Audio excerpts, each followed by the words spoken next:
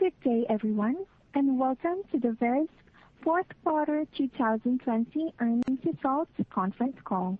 This call is being recorded.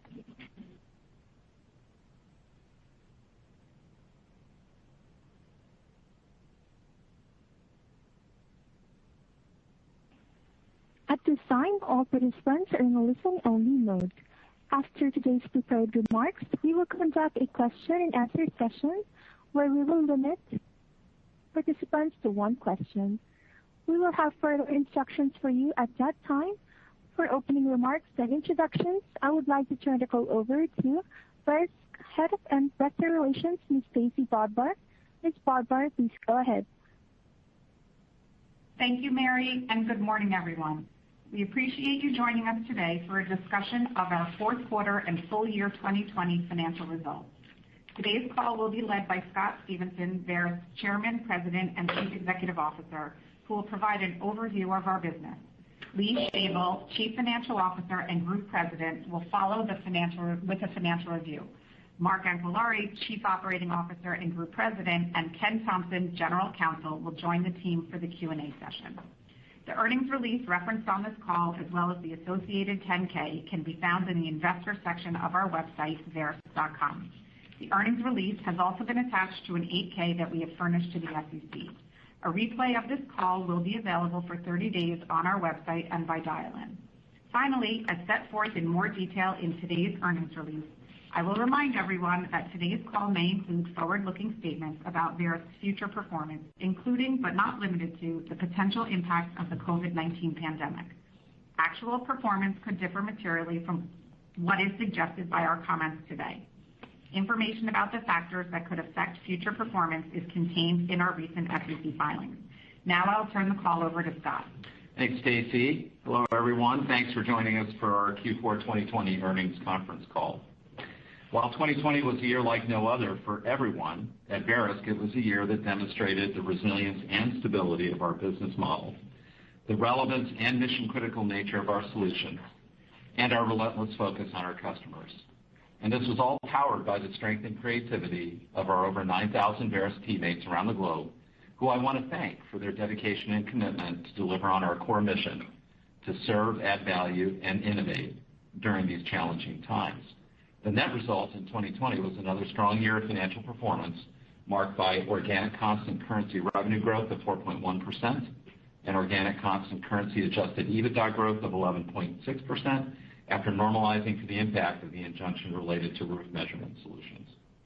More importantly, in 2020, we delivered 6.9% organic constant currency revenue growth in the 85% of our revenues that we identified as non-COVID sensitive, essentially in line with our long-term growth target.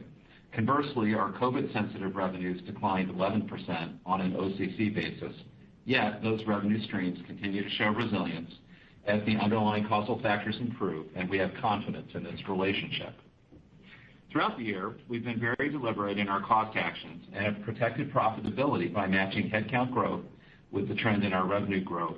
As such, the pace of our hiring and our overall headcount growth has increased sequentially following the moves that we took at the onset of the pandemic in early spring 2020. As a result, Verisk delivered strong organic adjusted EBITDA growth and solid margin expansion throughout the year. Lee will provide more details on our performance in his financial review. 2020 also exhibited the importance of our strong cash flow, the disciplined capital allocation mindset, and our emphasis on creating long-term, durable shareholder value. Despite the challenges of the operating environment during 2020, we were deliberate about our continued investment in our innovation agenda by inventing new solutions and enhancing existing ones. We also partnered with our customers to bring them solutions to help them be more automated and digitally connected during the pandemic. We funded the continued transformation of our technical infrastructure through cloud migration, tokenization of key data assets, and the development of cutting-edge data fabric to underlie our analytic solutions. This is a journey we embarked on in earnest 2 years ago, and we have made significant progress moving our data sets and solutions to the cloud. Yet, we still returned over $500 million in cash to shareholders through share repurchases and dividends, And I'm pleased to announce that our board of directors has approved a 7% increase in our cash dividend and a $300 million increase in our share repurchase authorization to support ongoing capital return. On the innovation front, our insurance business continued to advance our existing solutions and introduced new innovations. In our commercial property business, we substantially enhanced and updated our database of commercial properties by building an advanced analytic model for over 8 million commercial properties that give insurers information for 5 key building attributes, including building use, construction class, building age, number of stories, and area. This brings the database to a total of 12.2 million commercial properties, and this data can be delivered to our insurance customers' workflows in an automated and easy-to-use format. Additionally, during the quarter, we continued to advance our analytics and offerings in the fast-growing area of cyber risk with the addition of Nationwide to the Verisk Cyber Data Exchange. The Cyber Data Exchange is a contributory database of aggregated and anonymized insurance data from participating cyber insurers globally. The insights and analytics that Verisk derives from this data help our insurance customers make intelligent strategic decisions about their portfolios and select risk and benchmark their performance against peers. The Cyber Exchange is an important part of Verisk's Cyber Solutions Suite, which is an end-to-end ecosystem that helps insurers and reinsurers more quickly deliver new cyber programs or enhance existing ones. I'd like to take a minute to observe on recent developments related to our ongoing patent dispute with Eagleview Technologies. We continue to disagree with the current outcome of the case and are aggressively pursuing all our legal and operational options. In September 2019, we recorded a $125 million legal reserve related to this matter. We filed our appeal of the original ruling at the end of the fourth quarter 2020. On February 16th, the trial court granted EBT's motion for treble damages as well as some interest and fees. We intend to appeal this ruling as well. As discussed in more detail in our 10-K, because our appeal is pending, we're unable to predict the ultimate outcome of this matter. Still, we remain committed to providing our customers with superior aerial imagery solutions and remain very excited about our partnership with Vexcel, which has not been impacted by this ruling. At Wood Mackenzie, we continued to expand our Lens energy analytic platform. In the fourth quarter, we released Lens Subsurface Discovery on time and on budget, rounding out our 5 upstream solutions within the Lens platform. This module enables faster, more accurate decision-making for exploration and resource development teams, as they have access to a comprehensive global data set and can run custom analyses and perform benchmarking studies right in the workflows.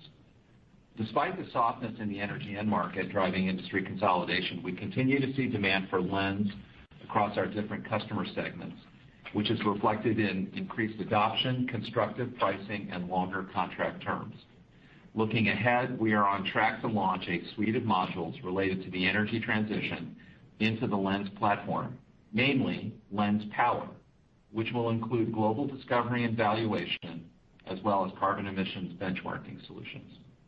In financial services, we launched Small Business Attributes, a new solution in partnership with Enigma Technologies that provides greater insights into the financial health of small businesses, which have been the hardest hit part of the economy during the pandemic. This solution offers our bank customers near real-time information about sales trends that can be used by a bank's risk underwriting and marketing teams so they can better serve small business customers. This partnership is a great example of how VFS is leveraging our unique data assets to extend and serve new segments of the financial services end market. On the acquisition front in the fourth quarter, Verisk closed on the acquisition of Jornaya, a leading provider of consumer behavioral data and intelligence. The acquisition will add Jornaya's proprietary view of consumer buying journeys to Verisk's growing set of marketing solutions for the insurance and financial service markets, delivering better experiences and improving customer acquisition and retention for our customers. In addition, we've made great strides throughout 2020 with recently acquired companies.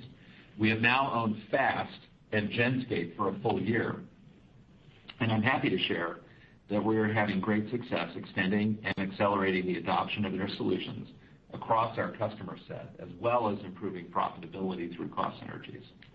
We're very pleased with these results as they are tracking ahead of our plans at the time of acquisition and are a great example of management's focus on delivering strong returns on the capital invested in acquisitions. 2020 also marked another high point for our company's culture and our commitment to investing in our people and their skills. Despite the remote work environment, the Verisk team increased productivity, boosted connection and collaboration through internal communication tools, and engaged in training and development courses through our many different platforms and across all levels in the organization. This year alone, we trained more than 700 teammates in our leadership and management development programs and in our Lean Six Sigma programs. Verisk teammates earned 900 Yellow Belt certifications and 70 Green Belt certifications. Lean Six Sigma is an embedded mindset across Verisk, and we continue to leverage this established methodology and set of tools to serve our customers better every day. Some examples of important accomplishments this year include, first, model developers worked to reduce the time spent collecting data and creating models, improving time to market for new models. Second, field representatives developed new time-saving procedures for completing and updating property surveys, increasing their productivity. And third, sales and support teams developed new processes to execute new contracts or amend current ones quicker with our customers. The benefits are reflected in increased productivity, high customer satisfaction, and improved employee engagement. In fact, this year, our employee engagement score increased 8 points to 78%, and for the fifth consecutive year, Verisk received U.S. certification from the Great Place to Work Institute for outstanding workplace culture. We also received first-time certification in the United Kingdom, India, and Spain. Finally, I'd like to share my enthusiasm and my views on the recently announced leadership changes and expanded responsibilities for our executive management team. These changes reflect a thoughtful and strategic approach to our long-term growth and planning for the global organization and are a testament to the deep bench of talented leaders we have at Verisk. I'm pleased to share that both Mark Anquillare and Lee Schabel are taking on new leadership responsibilities within Verisk, and both have been elevated to the position of Group President. Mark Anquillare, who currently serves as Verisk's Chief Operating Officer, is adding oversight of the company's enterprise risk management function to his current responsibilities of leading the company's insurance business and government-facing businesses. Our risk management operations will continue to be led by our very talented and seasoned team that work diligently every day to make sure that our technical infrastructure remains secure and that we are always using the most advanced data protection techniques. This move also more closely ties our enterprise risk assessment and management with the core operations of our business. Lee Schabel, who currently serves as Verisk's Chief Financial Officer, will add oversight responsibility for the operations of our energy and specialized market segment and our financial services segment, bringing in an even more direct link between our capital allocation discipline and our business unit operations. We will continue to be supported by our deep and tenured finance organization, including our Chief Accounting Officer and Controller, David Grover, and our Treasurer, Brian Aird. Finally, I'm pleased to publicly welcome Kathy Card-Beckles to Verisk as our new General Counsel and Corporate Secretary. Kathy joins us from Chase Consumer Bank, where she most recently served as General Counsel. Kathy brings with her extensive experience in intellectual property and technology and significant expertise partnering with and advising boards of directors and management teams. I look forward to having Kathy formally join the team on April 5th and working with her to advance our long-term strategy. Kathy will replace Ken Thompson, who announced his retirement late last year. To ensure a smooth transition, Ken will continue with the company as Executive Counsel. Over the last 14 years, Ken has been an integral part of Verisk's success and a valued partner and a friend to many across the organization. On behalf of the entire organization, I want to personally thank Ken for his dedication to Verisk and his counsel through this transition. We wish him much health and happiness in his retirement. And now I will turn the call over to Lee to cover our financial results. Thanks, Scott. First, I would like to bring to everyone's attention that we have posted a quarterly earnings presentation that is available on our website. Moving to the financial results for the fourth quarter, On a consolidated and GAAP basis, revenue grew 5.4% to $713 million. Net income increased 33% to $176 million, while diluted GAAP earnings per share grew 33.8% to $1.07, reflecting a $28 million acquisition-related earnout expense in the prior year that did not reoccur. Moving to our organic constant currency results, adjusted for non-operating items, as defined in the non-GAAP financial measures section of our press release, we are very pleased with our operating results considering the impact from COVID-19.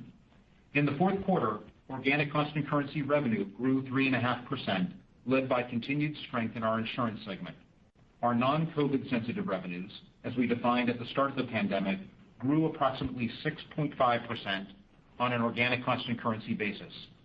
This sustained growth in our non-COVID sensitive revenues, representing approximately 85% of our total revenues, reflects the durability and resilience of our primarily subscription-based business model.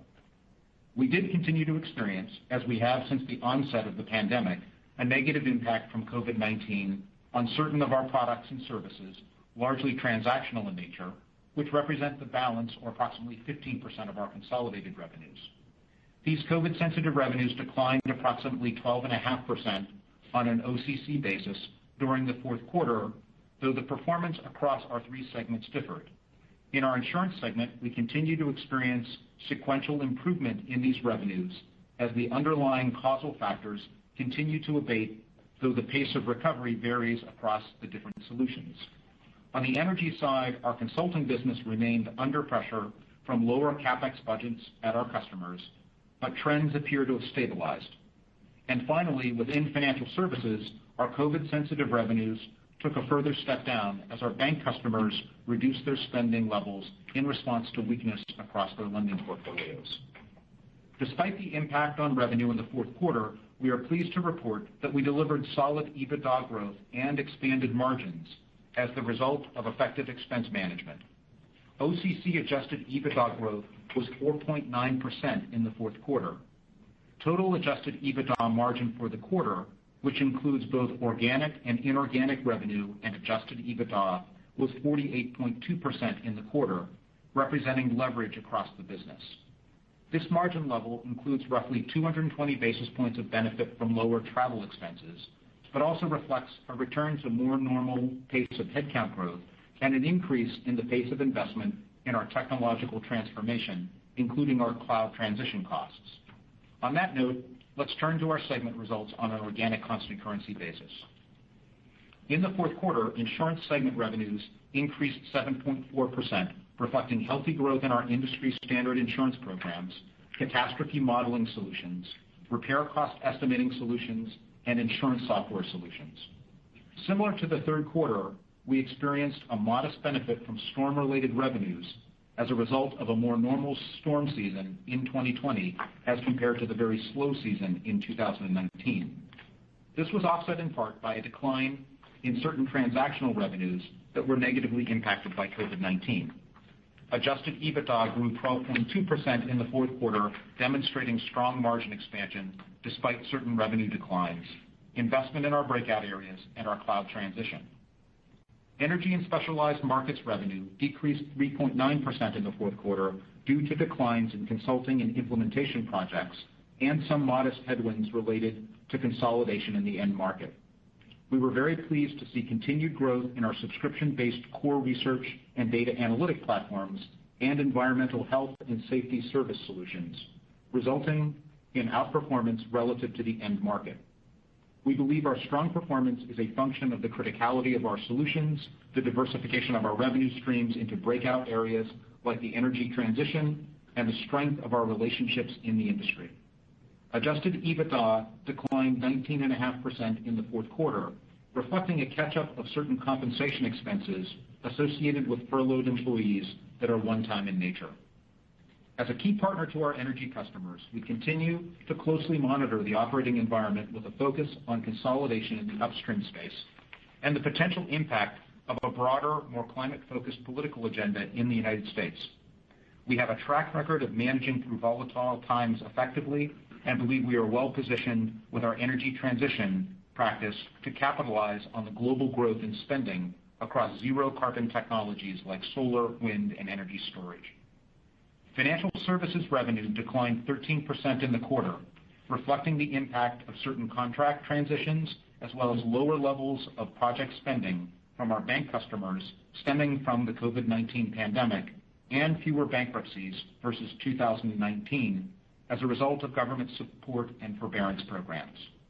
Adjusted EBITDA declined 28.1%, reflecting the negative impact of lower sales, while margins were impacted by certain portfolio transactions we took earlier in the year.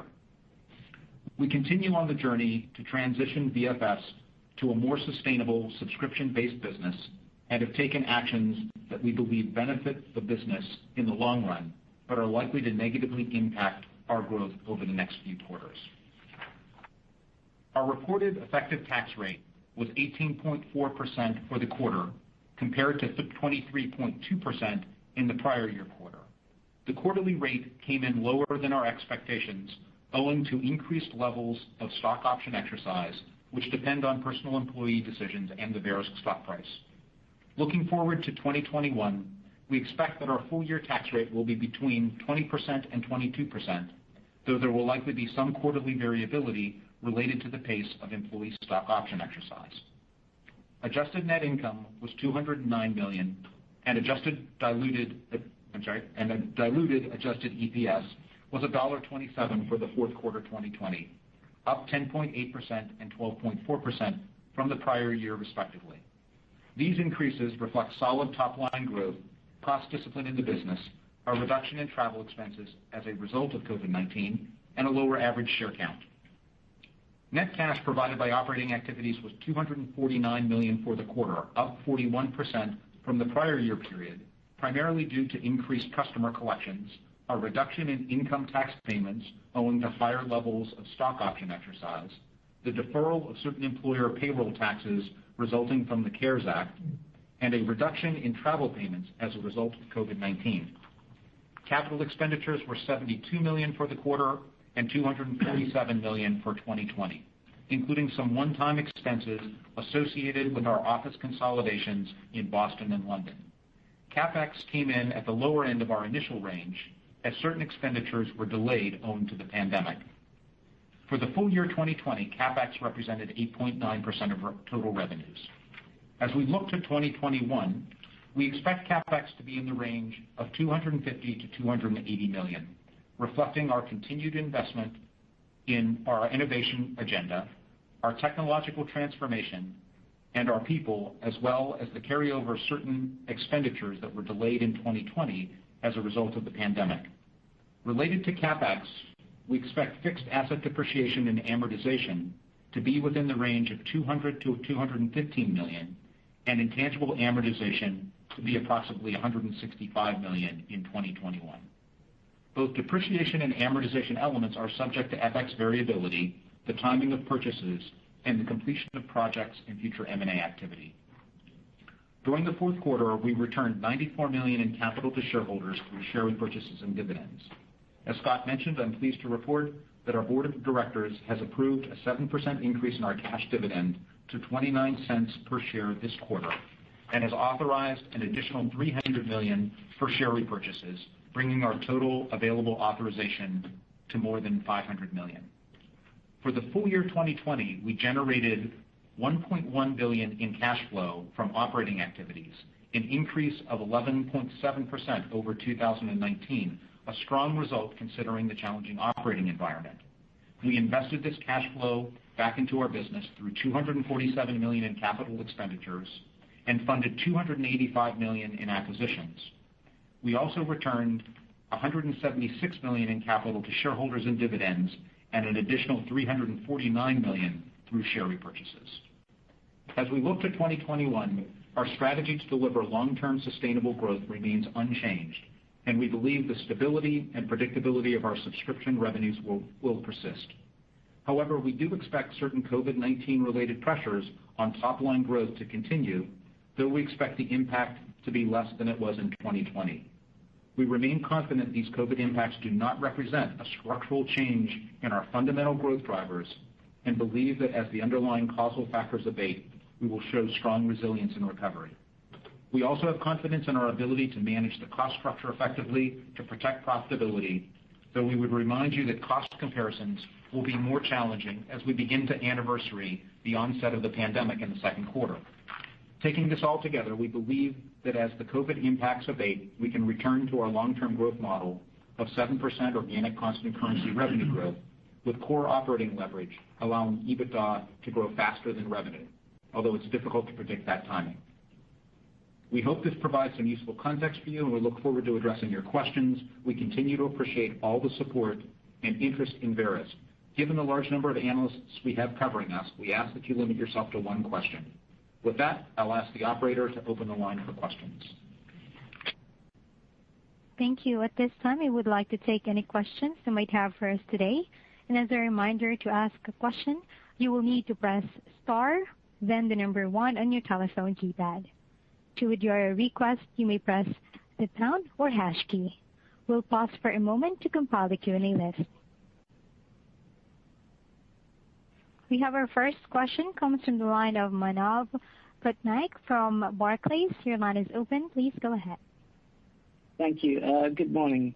I just had a broader question on how you guys are looking at the company portfolio today, because Argus has over the last 5 years, I think declined, and even the energy business has been flat to slight growth. And I'm just curious, how long before major changes need to be made to try and spur that growth to match what's obviously a phenomenal insurance asset. Yeah, so we spend a lot of time thinking about the way that we're deploying capital around the company, and that thought process really occurs at a couple levels. So we do think about the shape of our business overall, and it's very evident to everybody that we have a very strong insurance franchise. We believe that we know what are the elements of a great data analytic business, and our primary focus has been trying to bring those qualities to bear across everything that we do. And we have definitely given a lot of attention and energy to trying to make those investments and make them productive across all parts of the portfolio. And so we're constantly reviewing what we're doing kind of at the segment level and at the individual solution level, and we won't stop doing that. And and those who are familiar with the history of the company know that if we ever get to the point where we conclude that something that we are doing is unlikely to be productive into the future, then we are not reluctant to respond to that kind of a conclusion. So this is an ongoing thought process. It's consistently a part of what we think about at the company.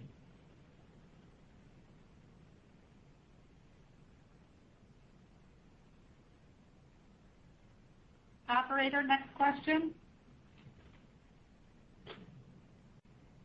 We have our next question comes from the line of Greg Peters from Raymond James. Your line is open. Please go ahead. Good morning. I was interested. There's been a lot of activity in the insurance industry around insurance tech IPOs and rhetoric around cyber. Let's just focus my question on your telematics business. Can you give us some detail how big that business is for you and what your key differentiation in terms of the products and services you're offering relative to some of these recent IPOs that think that they have solved the matrix for telematics and auto insurance? Mark, would you take that, please? Sure. Thanks for the question. So first of all, let me kind of describe what we've done and what we think is rather unique. We have moved primarily to the OEM side of the equation, so think of GM, Honda, Hyundai, and Ford, and we have aggregated information from those vehicles. And remember, access to those vehicles, those data, is being harvested off of newer cars, right? Because the history doesn't go back to allow harvesting. So every day we have more cars, more miles, and we are now tapped in to the largest insurers, many of the largest personal auto writers, to which they're using that data to do their own modeling. It's an opt-in service, by the way. Or, more likely, they're using our score to assess the driving behavior to offer discounts, market, or actually price insurance. So if you think about kind of the future of insurance, which I think is where you're going, the historic rating algorithm is driven by, sex, driving behavior from the standpoint of moving violations and prior accidents, age, those type of things. Clearly, understanding the driving behavior from what's happening behind the wheel is probably more accurate and more relevant. So we think we're very well positioned. We think it'll nicely integrate and does integrate with all the underwriting work we do when we talk about moving the data forward in underwriting an insurance policy, picking, selecting a risk, and pricing it.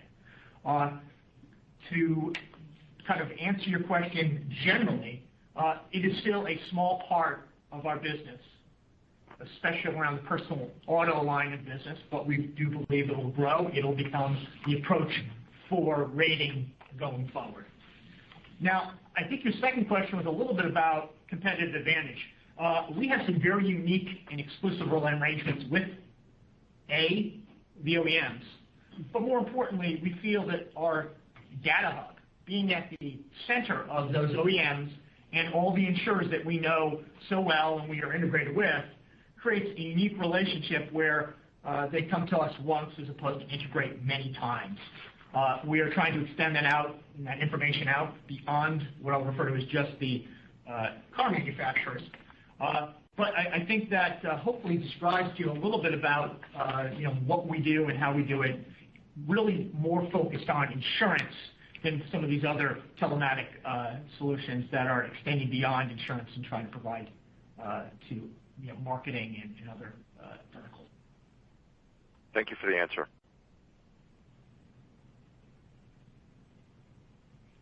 Your next question is from Andrew Jeffrey from Truist Securities. Your line is open.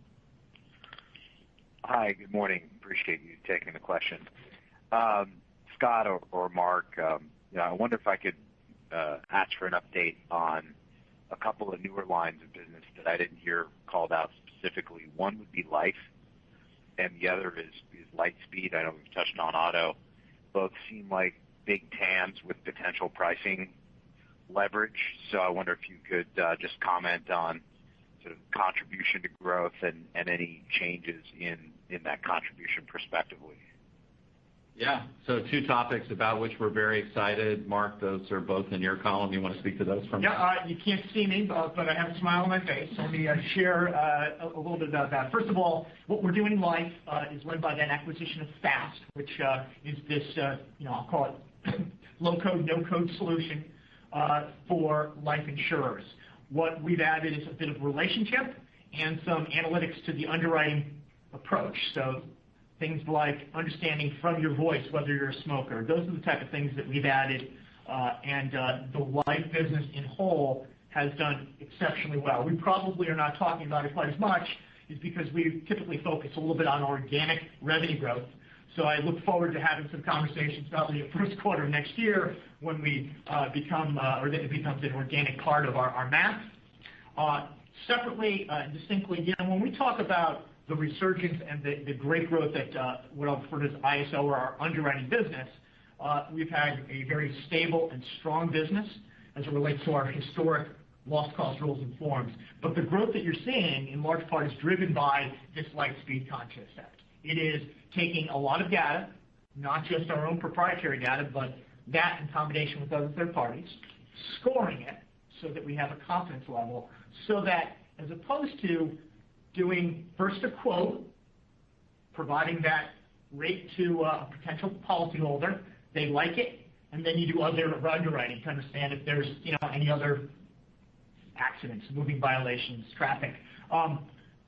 Typically, 33% of the time, that rate changes. That's very, very much, that's very attractive to the policyholder, not the digital engagement people are looking for. So a bindable quote is really the heart of what has driven a lot of our underwriting and rating growth over the last year. And we are doing more, and we are extending kind of, I'll call it from an investment perspective, doubling down as we speak. Thank you very much.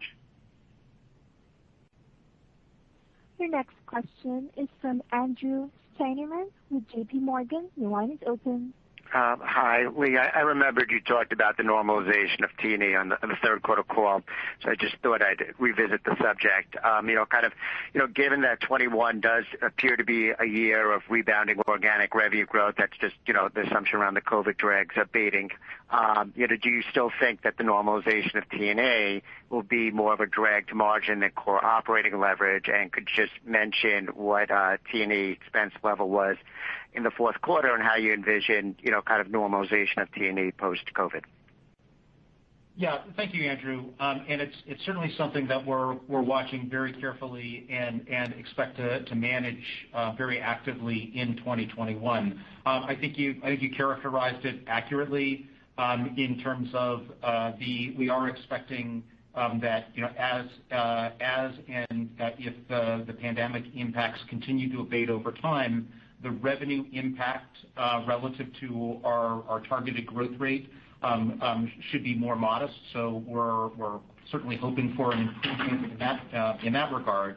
However, as you saw in our expense management in 2020, and not just including the T&E expense, which, as we mentioned, represented about a 220 basis point benefit to our margin, but also our management of headcount levels, incentive compensation levels in the fourth quarter and over the course of 2020 reflected an ability to manage that expense impact. Now, naturally, as we move into what is hopefully a more constructive environment, we will want to normalize the earnings level, or normalize the headcount level for the business to pursue the very attractive opportunities that we have with our clients. We have control both over the level of certainly headcount that we are taking on and T&E. And our objective will be to manage that in a way where we hold on to as much of the benefit that we experienced in 2020 as we can. But we are expecting that on year over year, particularly as we anniversary the onset of the pandemic, that we will see an uptake. But we overall will try to manage that in a way where we preserve our operating leverage, and that becomes clearer as we talk about it through the course of the year.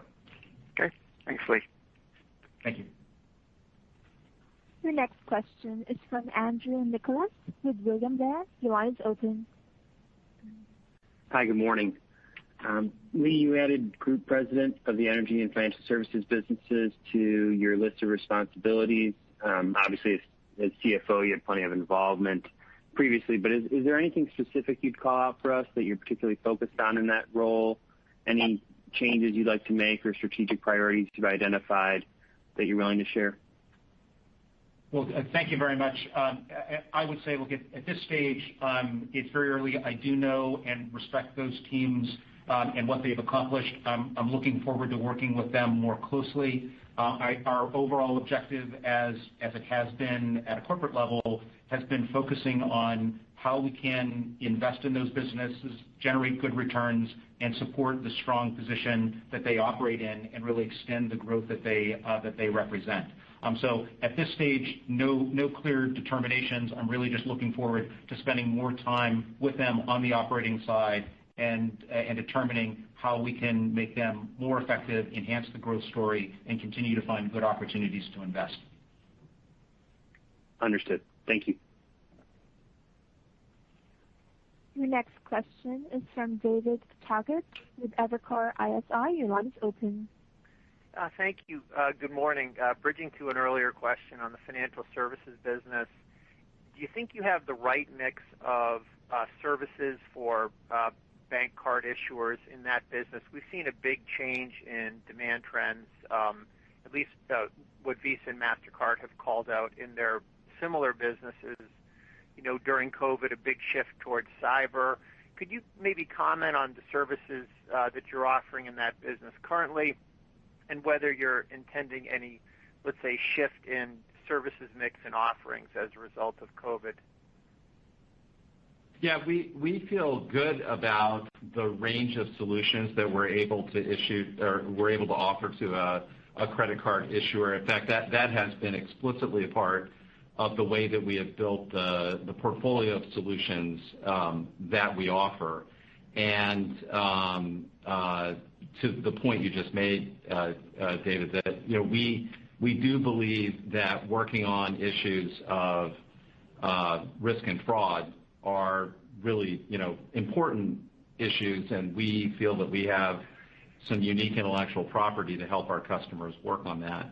And there are a variety of other things that any one customer can also look to us for. In fact, we have a fairly broad portfolio of solutions, and so we feel as if we are positioned well in terms of being able to be a partner that a customer could look to for help and support across a variety of dimensions. We're not, even though it would be very easy for folks to kind of look at us and say, okay, well, that phenomenal data set, which is transactional in nature, and so kind of building around that. Well, we have built around that, but we've extended around that as well. Lee, I don't know if there's anything you want to add to that.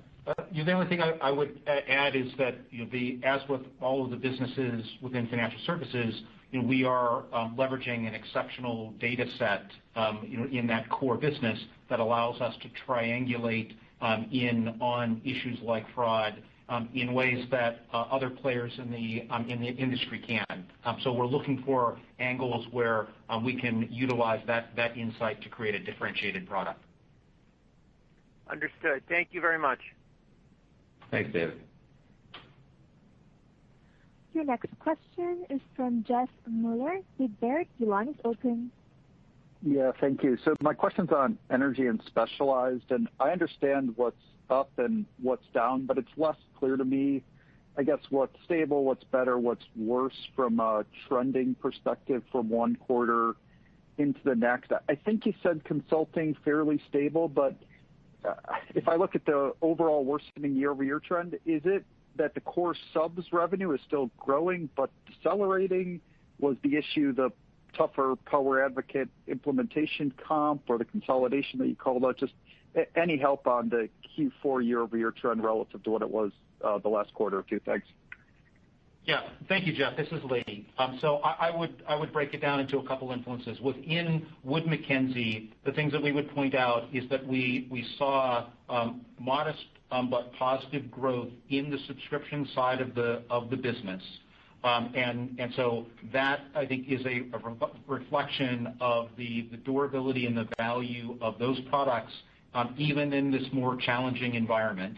And so it also, I think, is reflective of the value of the investment that we've made in Lens, because that subscription component, and particularly the pricing on renewals, has benefited from our clients' receptivity to what Lens provides them.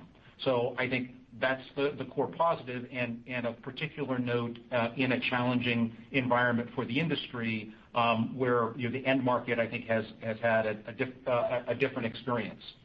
On the consulting side, that's where on a year-over-year basis, in reported revenues, we are still seeing that 30% year-over-year decline within that business. However, our sense is that our clients are engaging more actively on the consulting dialogue, and we feel better about where the pipeline is headed in that area. So that has not been demonstrated the financial impact yet, but we feel a little bit better about the level of engagement with clients. And then within Power Advocate, we are experiencing some pressure, particularly on the implementation side of the equation for our clients. We've had some of our clients that experiencing the pressure of this environment have pulled back or reduced, but we still see strong demand over the near term for the cost management supply chain dimensions of that product set as a whole. And I don't want to overlook also our health and safety business, which continues to contribute strong revenue growth within this segment as a whole, as well as strong EBITDA growth and operating leverage within that business. So that gives you, I think, the three primary areas within that segment and some of the elements of the growth for that. Okay. Thank you, Lee. Your next question is from Gary Bisbee with Bank of America. Your line is open. Hi, this is David Chu for Gary. So on margins, cost rose $33 million sequentially, or about 10% versus the revenue up $11 million, or 1.5%. This is despite lower T&E. So how much is cost that were deferred earlier in the year building back versus other investments or other factors? So, and I guess the way I will address it, and happy to spend time later in talking through your build back analysis. But when we think about the expenses, we want to kind of remove the inorganic component so that we understand the trends. And I think simplistically, while our overall revenue growth rate was in kind of the 3.5% level, we were able to reduce overall expenses on a year-over-year basis as a function of headcount control and T&E. And so, our frame of mind is, as we're looking at the organic growth of the business, that we were able to make that adjustment in expenses downward, which allowed us to deliver the strong EBITDA growth performance, even despite that decline in the revenue growth. As we look ahead to 2020, we are expecting a higher level of growth if these trends continue with regard to the pandemic. And as a consequence, from an expense standpoint, we are expecting a higher growth rate. We're not expecting expenses to decline, and so the year-over-year comparisons are higher, but we're going to try to manage those in a way where we preserve that operating leverage and hold on to as much of that benefit as we practically can while still pursuing our client events. I know that doesn't put that in the context that you're asking, but it's kind of, I think, the best way to think about the overall performance of trends, absent the impact from an M&A standpoint. But we'll be happy to spend more time with you later on the way you're thinking about it. Okay, thank you. Your next question is from Hamzah Mazari with Jefferies. Your line is open. Yes, hi, good morning. My question is just on the on the transactional side of the business. I guess it was down 12.5. Q3 it was down 10. Could you maybe talk about what has to happen for that business to come back? Is it a vaccine? Is there anything structural going on in that side of the business that it may just take a lot longer to recover? Maybe just if you could parse the transactional side out of the business.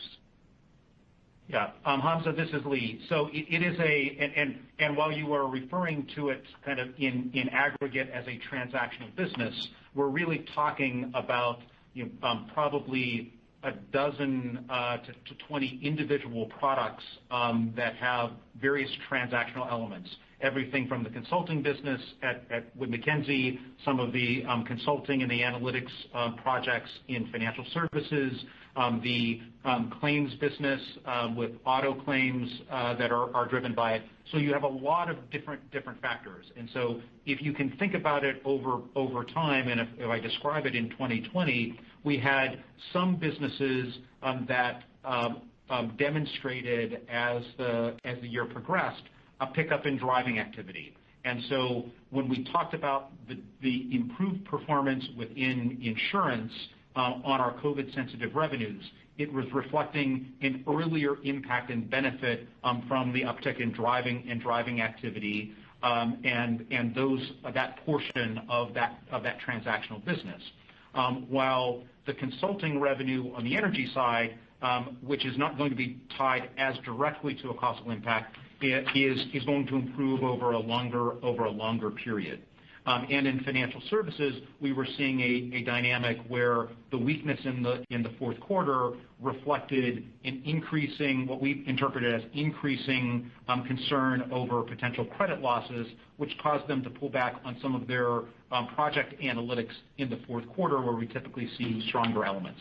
So to try to get to your to give you an answer is that as we look across all of these products, as we proceed through 2021, as things improve, we should see gradual improvements, but at different rates within each of those businesses. So there's no simple answer because it involves multiple products with differing levels of impact across that. So hopefully that gives you some context, but I can't kind of define it more precisely for you.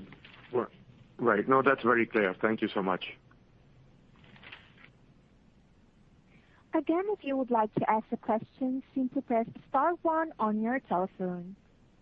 Your next question is from George Tong with Goldman Sachs. Your line is open. Hi, thanks. Good morning.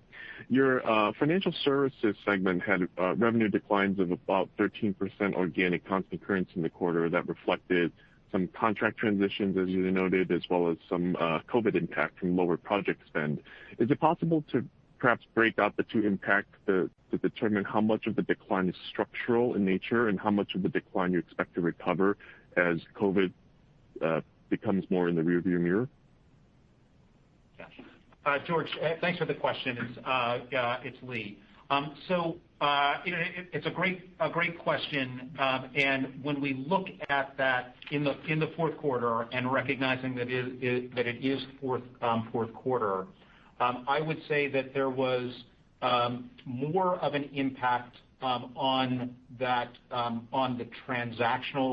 contract transitions, and some of that involved kind of restructuring our contracts to better reflect the annuity nature of our business. And we also had some contract transitions that were a result of some strategic exits from a portion of our businesses. But that probably had a more significant impact in the fourth quarter relative to some of the environmental impacts, and which were, as I described in the recent another question recently, was that we saw some weakness in the banks pulling back on some of their project analytics, which had an overall impact, a negative impact. That gives you kind of a rough proportion, probably a little bit more on that contract transition, but there was also a meaningful impact from what we were seeing in the project analytics front. Got it. Very helpful. Thank you. There are no further questions at this time. I turn the call back over to Ms. Blackburn. Okay. Well, thanks everybody for joining us. Appreciate your interest as always, and as always, we will be following up with you on some of these more specific points, so we'll be in touch with many of you in the near future. Until then, thanks. Ladies and gentlemen, that concludes today's conference call. Thank you everyone for joining. You may now disconnect.